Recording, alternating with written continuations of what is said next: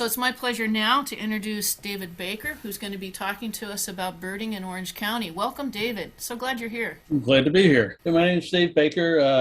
I'm a lifelong, well, pretty much lifelong resident of Orange County, actually living in the house that my grandfather built back in the 30s. And I spend quite a bit of time down in Florida now, about 4 months out of the year, every year in Florida. But for the rest of the time, I'm here in Orange County and just love going around Orange County birding. And what Ann asked me to do is to give a little bit of an overview of the birding in Orange County.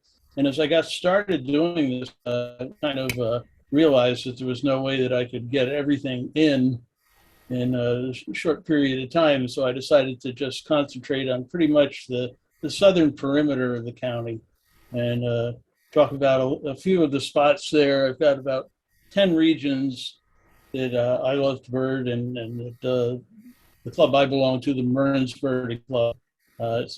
Many of these are our favorites, and we use these a lot for our field trips. So let me get started. A little bit of background about me, other than that, is my background is in education. I taught earth and environmental science for 32 years at Highland Falls Central School District. And prior to that, was a geologist in West Virginia. So I've been retired for about 20 years already. I can't believe it's been that long, but it's been a good run, and so far we want to keep at it. All right, so we're going to start off with the Newburgh waterfront. There's a number of our members of our Murns Club. Oh, first, let me tell you a little bit about Orange County. Founded in 1683, named for the Duke of Orange. Total land acres, 536,960 acres.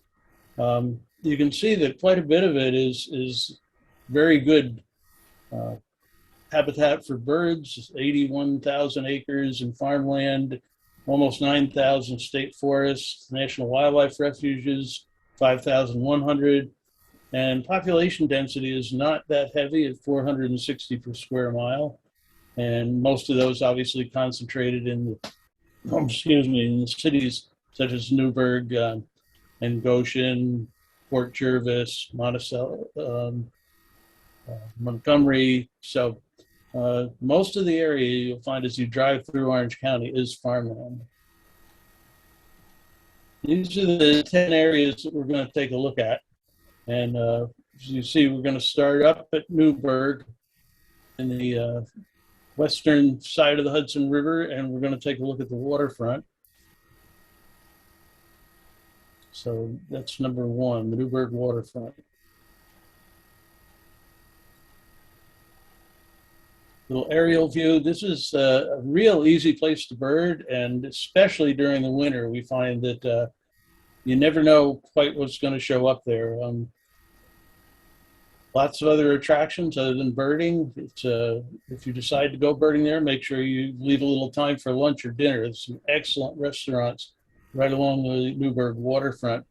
There's also some river cruises, private Hudson goes, some historical sites like the Washington's headquarters, Polypel Island, Bannerman's Castle. So there's plenty to do there. It's an image, and I hope the video is coming through. It looks and good. Notice the amount of waterfowl there. This is just in spring. By the way, that boat that was there, like I say, you never know quite what you're going to see. So I did go and do a little research on it. And if anybody's interested, you can charter that boat for a mere $250,000 for 1 week.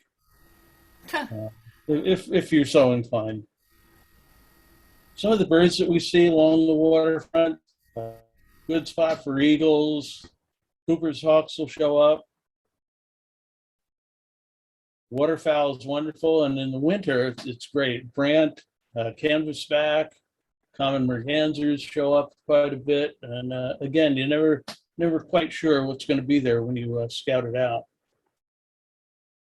The last few years, we've had Iceland gulls that show up.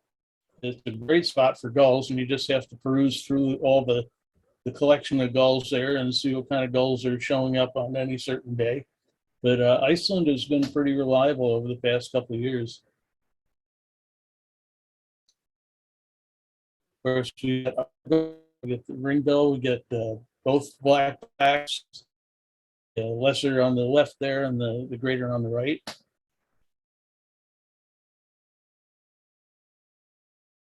And just cruising all along, just in from parking lot to parking lot and checking out all along the banks and all along the piers and see what's shown up.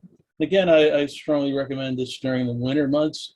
Again, it's decent birds along in there for summer, spring, and fall as well, but winter is really the top time to be out and checking out the waterfront along Newburgh.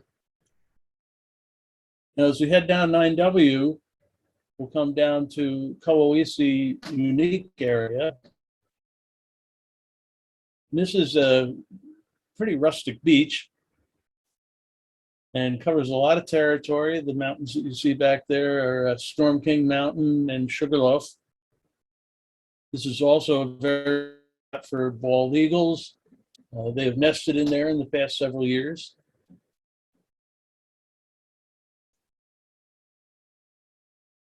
It's a very popular spot with the locals, so they've just come along and relax today. Time, especially for anything from occasionally a scoff will show up in there. Lots of canvasback and mergansers. Really popular spot during the winter months. And of course, during the summer, you can always find the great blues.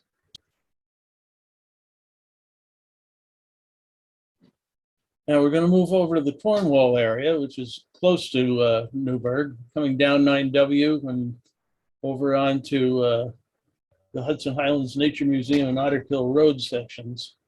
If you haven't been to the Hudson Highlands Nature Museum, it's an outstanding place to bird. It is open to the public. It has been closed over the past year and a half because of COVID to visitors, but it is now reopened. So you are allowed to go in there, and just be aware that it primarily serves as a preschool it's called the Young Naturalist Program, outstanding program. I have 3 grandkids that went through that program. And I mean, it's a situation where they are out in the wild every single day. It's just a beautiful spot. Once you go there, if you care to support them, you can become a member, but there's no obligation to pay any sort of fee. So this is the Outdoor Discovery Center. It's off Angola Road, covers 178 acres, and is an excellent spot year-round from season to season. All different kinds of excellent birds to be found there. This is down by the parking lot. You notice that it is conserved by the Scenic Hudson, and Scenic Hudson has been very good about giving a lot of the land to the Nature Museum. It's a wide variety of habitats, huge expanses of grasslands. There's steep woodlands that are mostly hardwood forests. There's marshlands. There are several ponds. So there's quite a variety of habitat that's attractive to the wildlife. These are some of the birds that we have seen just in the past. All the shots that I have here, by the way, I have taken, and I would say 95% of them were taken at the spot that I'm talking about. So all these birds were located on site.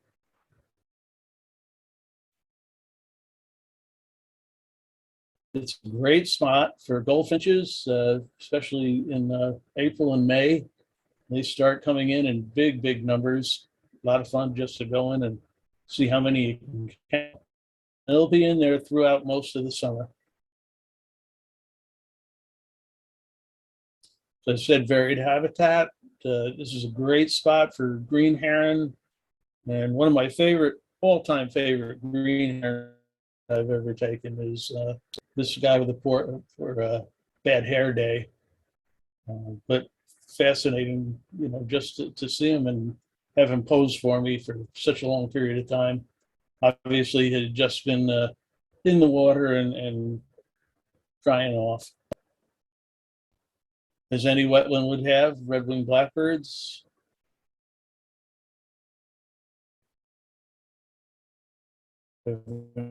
Solitary sandpiper.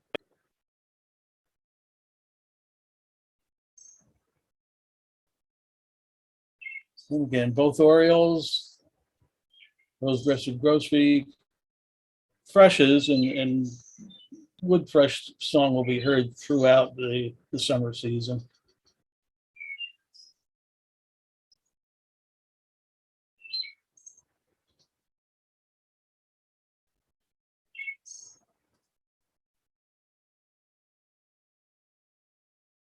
Another habitat, another bird that favors this habitat, two birds, swallows. The tree swallows will be there. Basically, they arrive in April and will be nesting primarily in the bluebird boxes. And they will be right there. And as you walk by the bluebird boxes, you duck, because they'll come out after you and let you know that's their territory. And then there's a shift as the summer wears on and the tree swallows move out and the barn swallows take over. So these are nesting barns. There's a big barn right there, and they just love the crannies, and quite a few of them do nest there. Okay, moving from the museum, we head out Angola Road and get over to Route 32, and then from there onto Ores Mills Road, and from Ores Mills Road to Otterkill. And many of you, I'm sure, have been out here, and the big landmark is the elevated railway there. But it's an excellent spot for the summer species that you expect to find with grasslands. This is an aerial view.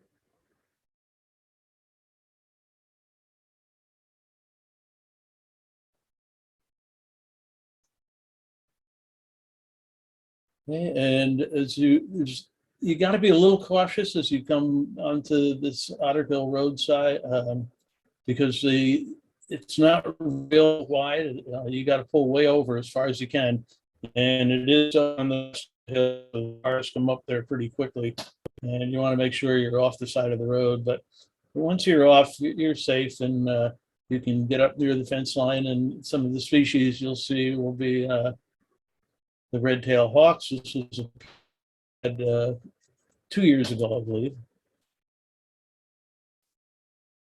And Cooper's hawks show up.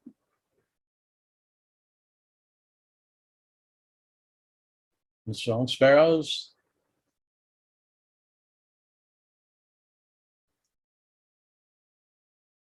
Meadowlark.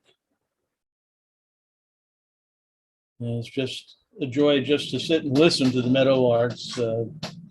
You'll also hear the cameras going off in the background.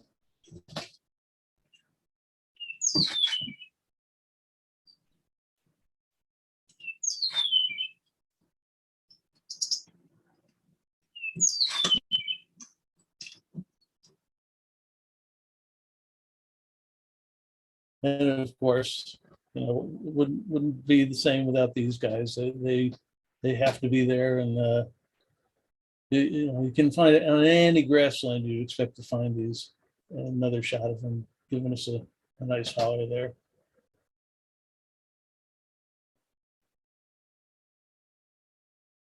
Okay, we're going to move a little bit further south down to an area that's very close to where I live in Highland Falls.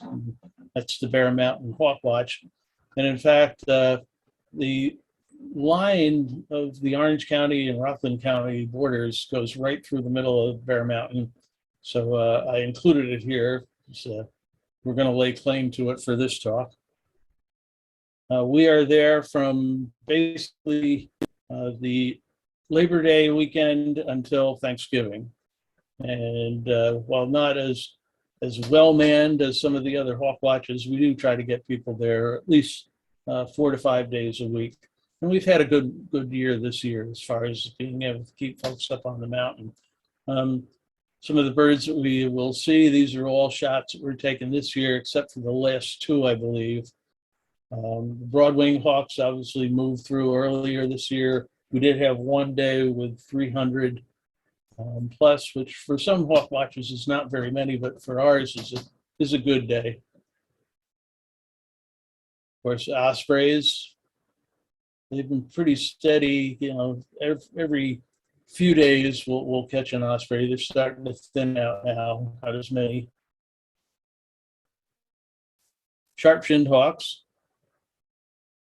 And I will say one thing about Bear Mountain, as you'll see in this next slide, our sharp-shinned hawks are probably a lot tamer than most. Some of you may recognize Gerhardt Patch here, and of course this is I don't want to fool anybody, which I would not.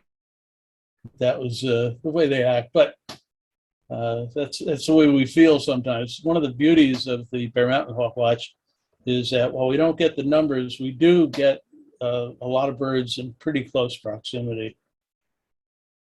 Black vulture, black vultures and turkey vultures both. A lot of ours are resident birds, so we don't get real high counts just because we don't count them unless we're sure that they are migrating through.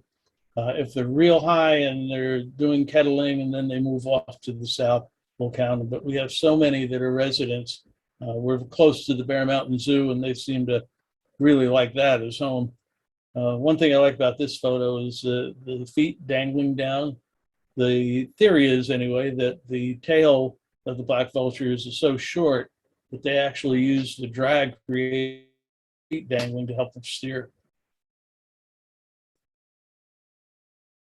Ravens, we get a lot of activity with ravens, and very often, I mean, they will entertain us. They'll come flying by in pairs and doing acrobatics. They'll come by flying upside down. I had a photograph last year. This was earlier this year. So quite a good number of ravens.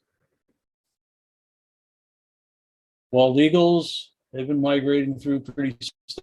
We do have a number of residents, so we have to make sure that they are ascending and getting pretty good altitude and making a definite beeline to the south before we'll count them. But here's an adult and one of its youngsters. We've had good numbers of kestrels this year. This one lost a tail feather somewhere. Cooper's hawks are starting to come through in bigger numbers right now.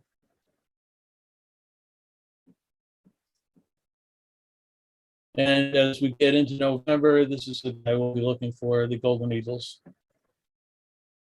And again, the thing we love about Bear Mountain is the overlook, the view. We had several years, about 5 years ago, this shot was taken, and we had 4 or 5 golden eagles coming very, very close. They came right toward our vantage point, banked, and flew off to the south. Okay, our next site is down Route 17, and you would get off on 17A, and if you take a right, you're heading towards Sterling Forest, and the first area we'll look at in this general area is Ramapo Boat Launch, which is, as you come off 17 and go on 17A, you would take a left coming over the bridge, and the boat launch is right after the bridge. So it is close to the New York State Thruway and 17. It's a beautiful spot if you can get by the power lines. During the summer months, it's a very, very popular area for great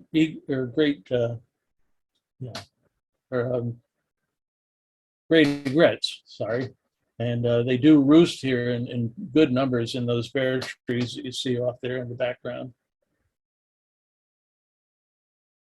One of the reasons they do so, this is looking right down through the water. So the water is very clear on normal days. Not sure about days like today, but lots of bait fish, lots of small fish. It's a popular fishing area, so there's plenty for the egrets and herons to eat.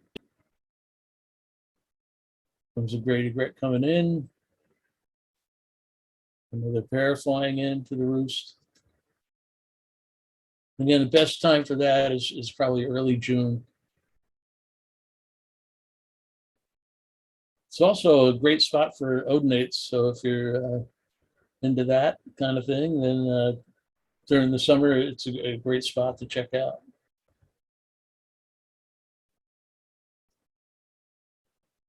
Some of the other birds that we found there, the passerines, and the house finches.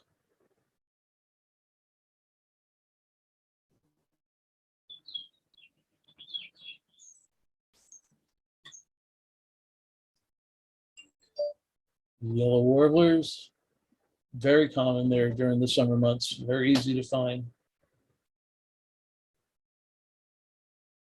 But the song sparrows,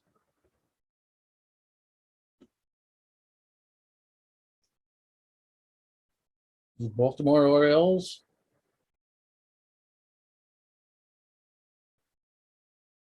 these are all shots that we're taking this year. So, all right, leaving that spot, you would head down 17A until you come to Sterling Forest. Come down Long Meadow Road, and from Long Meadow Road off onto Ironwood Drive. Follow Ironwood Drive down to the end, and there is a cul-de-sac, and right there you can park your car safely. And there are a couple of very excellent spots for warbler viewing during the early summer and into midsummer.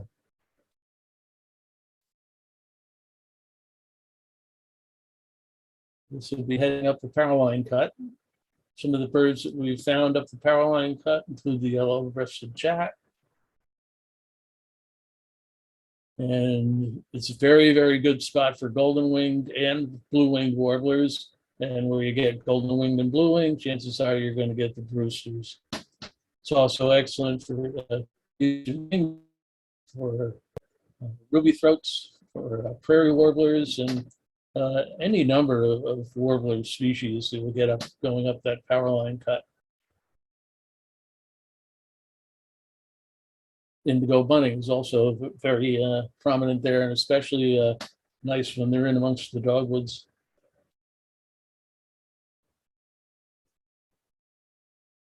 Rose-breasted grosbeaks.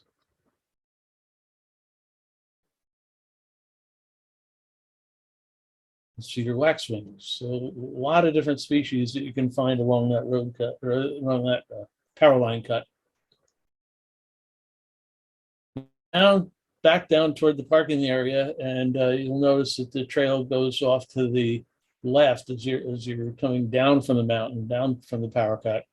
And if you follow that trail for a little quarter of a mile, head back to beautiful wetlands, and it is a swamp. It's a true swamp, and lots of really excellent swamp birds that you would find in there. And one of the most common that we expect to find, of course, is the yellow throat.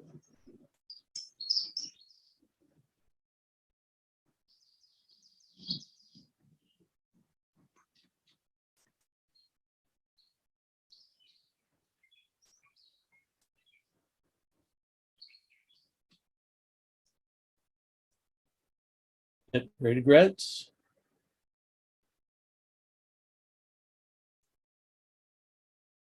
It's from phoebes.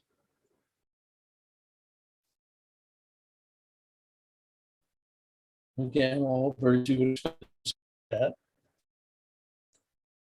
And then you can head further over to Sterling Forest Visitors Center. And there are a number of trails leading off of this. Again, excellent woodland birds, especially in May, June, early July.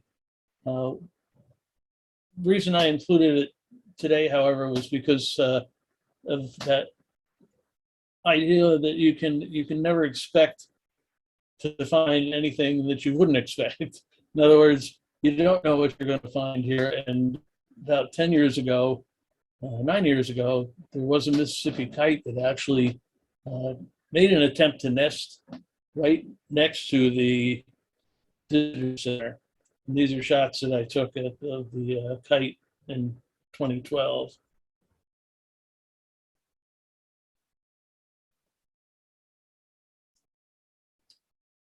Okay, moving on.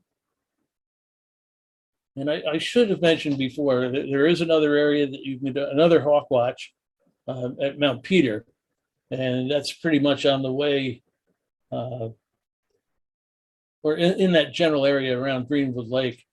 But we'll get back to that later because there was a recent sighting that I think you'd be interested in if you haven't already heard about it. We're going to take a look at the Black Dirt area out near Pine Island,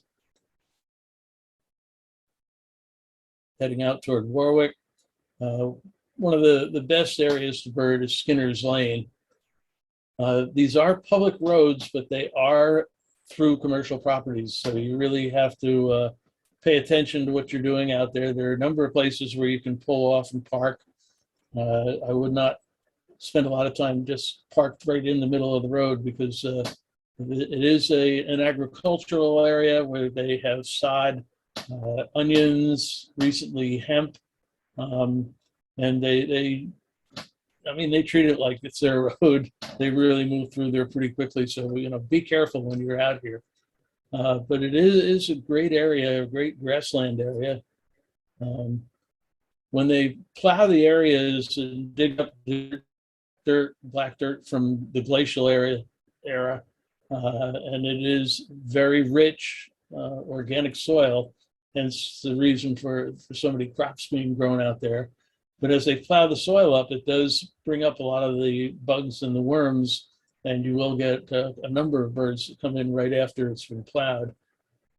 Even better is, for example, tomorrow, I would guess would be like an absolutely super day out in the Black Dirt area, because when it rains heavy like this, and these areas have been plowed, it drives the worms up. The worms can't stay down in the water, so it drives them up to the surface, and you get a lot of shorebirds and a lot of different birds that will come in and feed off of these. So it could be a banner day tomorrow if you're out there. Here you can see some of the equipment working on stripping the sod off of the sod fields. Here's the onion fields. You can see how extensive they are. This is a merlin that I photographed earlier this year in Skinner's Lane. Pipits are in big numbers during the winter, and they're showing up now.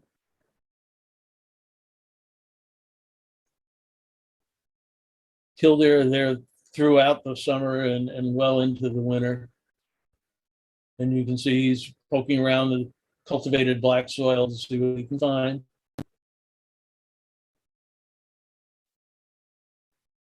Another road that you may want to check out in the Black Dirt area is called Mission Land Road.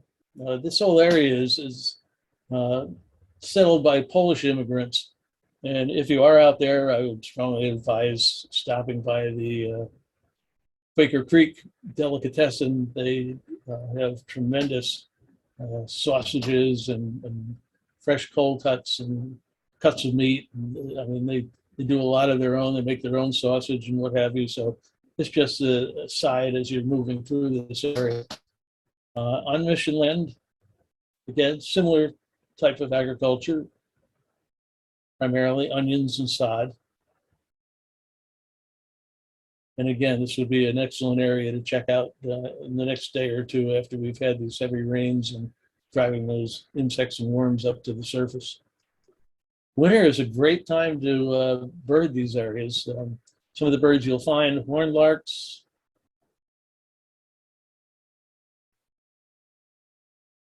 these were photographed right there a couple of years ago in the snow. Northern harriers are very common in these fields.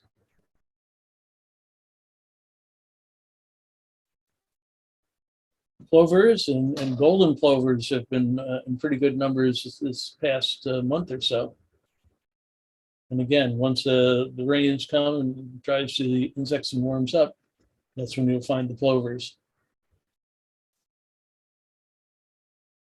Red-tailed hawks are always in the area.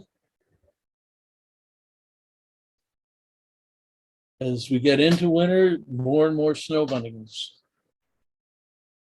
And a lot of times you have to look way off in the distance. This one was taken a number of years ago because they were in close, but I've had many of them since, but they always seem to be way off in the distance. So it's always a good idea to bring a scope with you if you're going to go out into the Blackbird area, and just keep scanning along the edges back toward the back sides of the fields where the forest begins. Short-eared owls will show up once we get into middle December and into January and February. Always keep your eyes open for the short ears.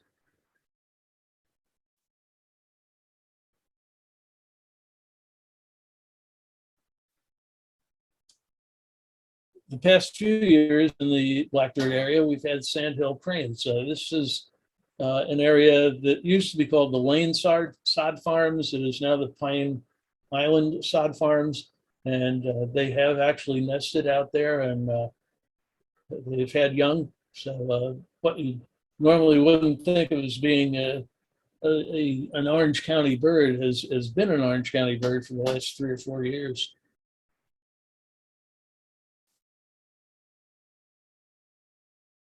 And these were taken just earlier this year.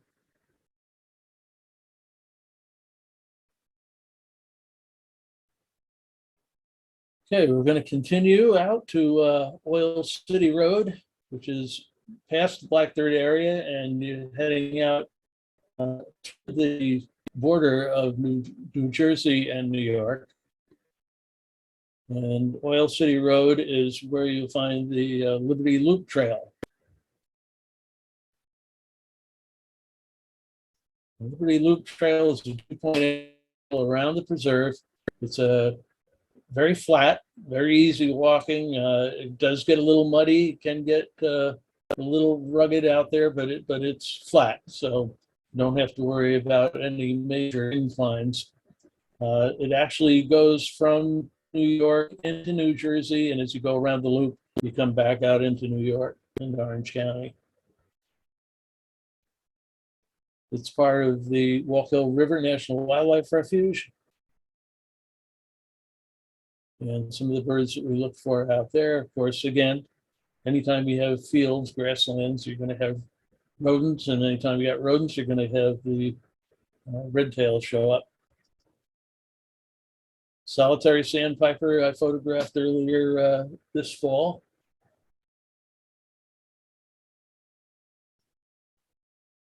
Wilson snipe, forgive me for the clarity on this image, but it was quite a ways off again this year. And all these that I'm showing you right now were photographed from the viewing platform at the main parking lot for the area. Again, scope is very highly recommended there.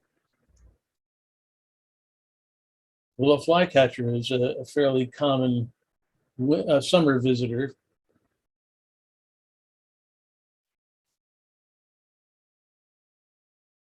And of course, the beautiful wood ducks.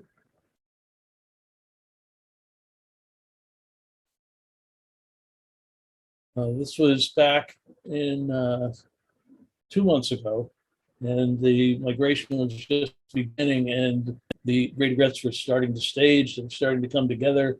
I had 20 in this one pond, as well as great blues and some other rarities that showed up in there, which I'll point out in a moment. Both the yellow legs are often found out there.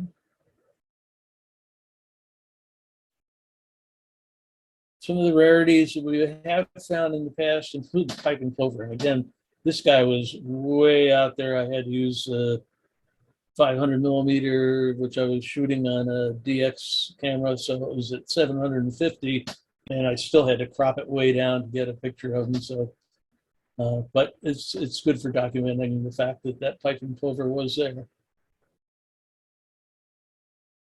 And there's a semi-palmated plover right in front of him. Cattle egret, which I think of much more as seeing him more commonly down in Florida, but he's been around at Walkill. And occasionally certain animals that we don't quite expect out there. He was right out in the middle of the field, and I never realized how fast I could run until I saw this one take off and just run down one of the impoundments. But you do find throughout Orange County and throughout all areas of New York and New Jersey now more and more incidents of black bear showing up.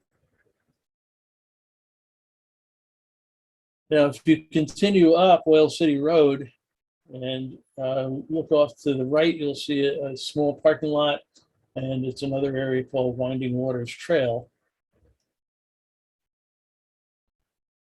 Again, fish and wildlife area.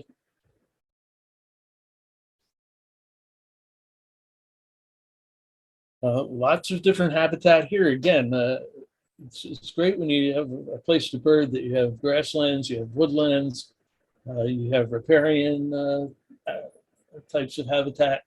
So lots of things to see and attract these birds. Some of the birds that we find here are attracted to the running water.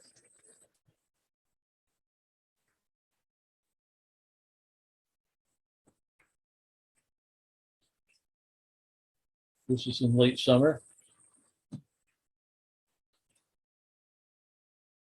The trails here again are flatland, so very easy to traverse. People who have trouble getting around will find these quite accessible.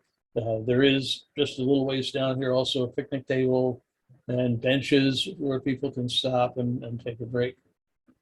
Some of the birds that we've found along winding waters, excuse me, include Baltimore Orioles,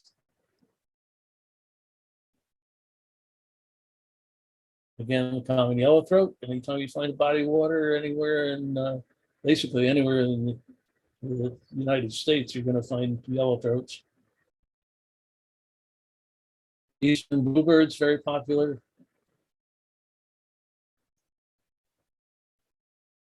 Lots of swallows, including rough-winged, which like to hang out underneath that bridge I showed you before. And Alan Wells, who's listening in, I know, he found a yellow-breasted chat along with my wife and I and his wife. So we were walking through winding waters a couple of years ago.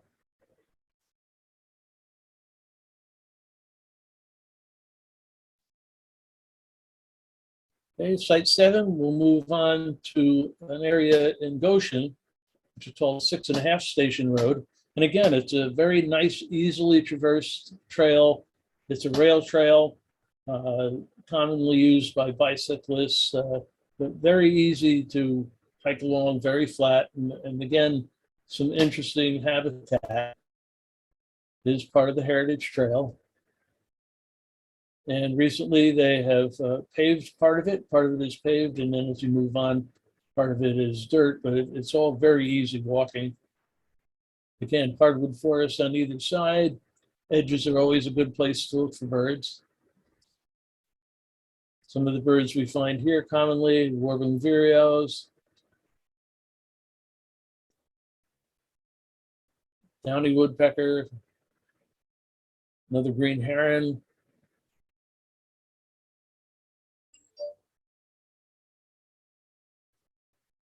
There's some more of the wood ducks. Again, anytime you've got ponds and reeds and vegetation in the water, you're going to find red-winged blackbirds. And this is one of the best places I've found in the county, in fact, in New York, to reliably find Virginia rails.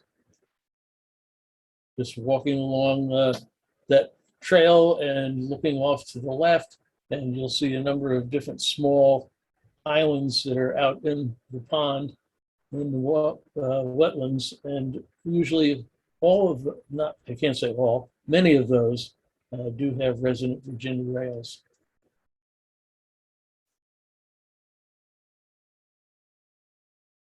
Okay, we're going to start winding down. We're going to head toward Port Jervis. And in Port Jervis, there are 3 really nice spots that you can visit.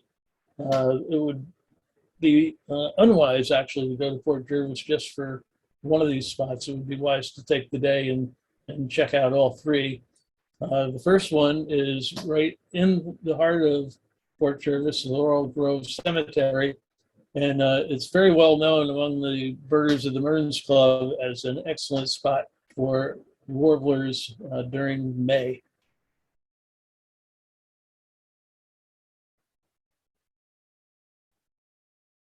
So you can see a lot of wooded area. There's also wetlands, a little pond, stream going through a canal. Some of the birds we see there commonly, song sparrows. I wouldn't say commonly, but we do pretty much every uh, spring do find Wilson's warblers there. There's the yellow rump warblers.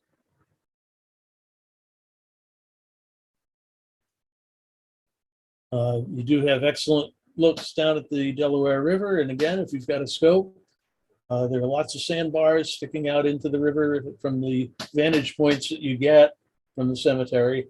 And you can often find waders and shore are picking through the sandbars.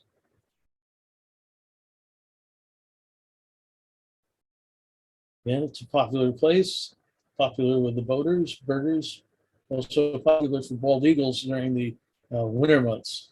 Many bald eagles come along the Delaware. Another bird that we had this year in the cemetery as we were leaving was a little chipping sparrow.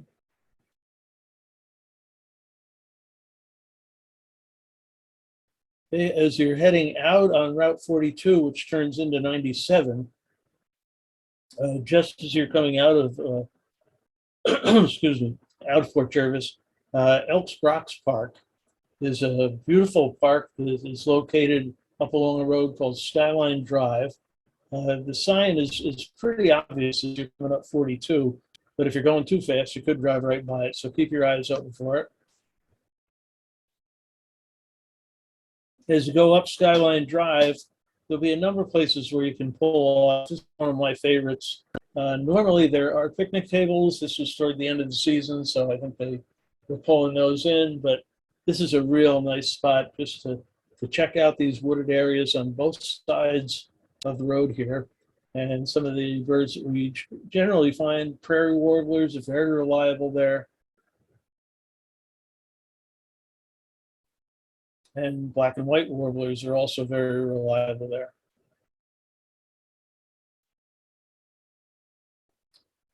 And as you continue along the Skyline Drive, you'll come to a campground, not heavily used, but it's primarily a tent camping ground. And again, an excellent spot for finding more of the songbirds, red-eyed vireos, more warring vireos. We also get some beautiful ovenbirds that are pretty thick all along the road edge there. You just have to keep listening and looking. As you follow around Skyline Drive, eventually you come up to a beautiful overlook. And I've always maintained that this should be a very good hawk watch spot, but I don't know of anybody that is using it as such. I do know that one of our members, Ajit, uses the Route 84 overlook and does have a good number of, especially golden eagles, getting into this time of year. And it should be basically the same skyline that we're looking at. So I would imagine that this would have possibility as a good place to look for hawks, migrating hawks. Okay, once you come off of that road, you'll head up 97 and you look for Academy Avenue. And Academy Avenue is a tiny little road, so you got to really look for it. It'd probably be wise to put it in your GPS. And it winds back and forth. It's just a little, not even a 2-lane road, a 1.5-lane road, and comes up to Boxbaum Road. And Boxbaum has become one of the more popular areas for Merns Club members to bird.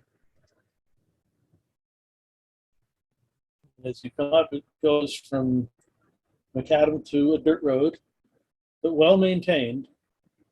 And you'll find this kiosk and a little parking area. Obviously, the bikers like it as well. Now, from that parking lot, there are a number of trails that lead off into the woodlands, mostly hardwood forest. And again, great place during May, June, July for warblers and other songbirds. There are a number of reservoirs that you can reach through either using the trails or through the road. The road is a public road, so you are permitted to drive quite a ways, and goes right through hardwood forest. So you should be listening constantly and watching for birds.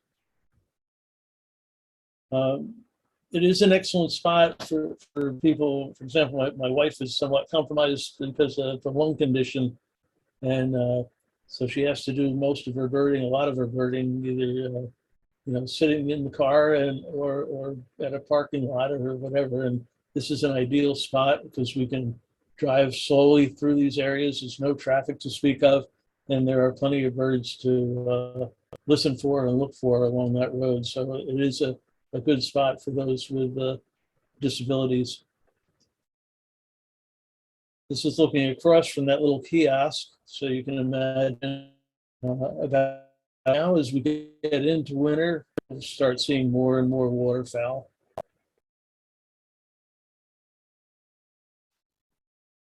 Some of the birds that we found along the trails here include American redstarts,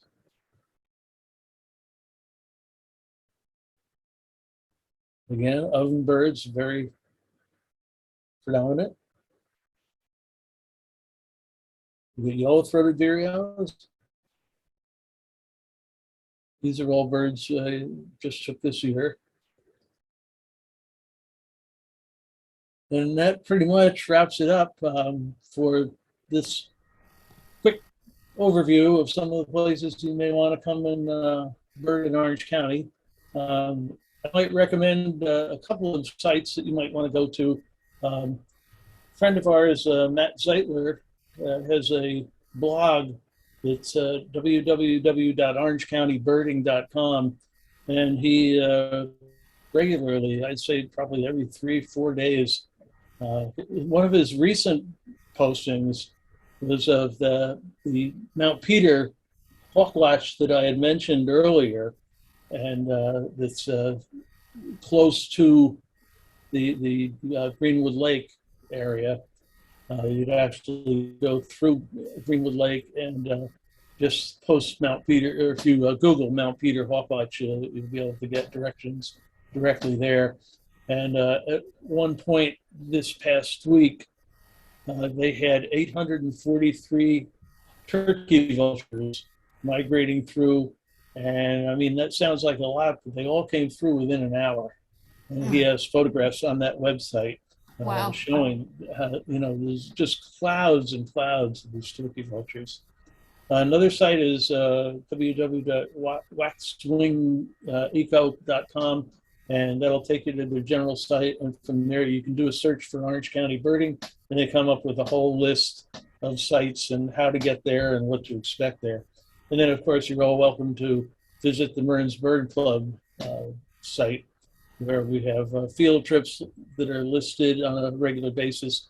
We generally have at least one field trip beginning in the month of September and going all the way through into May. And often it'll be 2 trips during the same week. We'll have them done on a Wednesday as well. And that is open to anybody that wishes to come. You do not have to be a member. It'll also have the Mearns Bird Club meetings posted on there. So if you have any interest in coming to see any of the speakers, again, you are welcome to come to those meetings.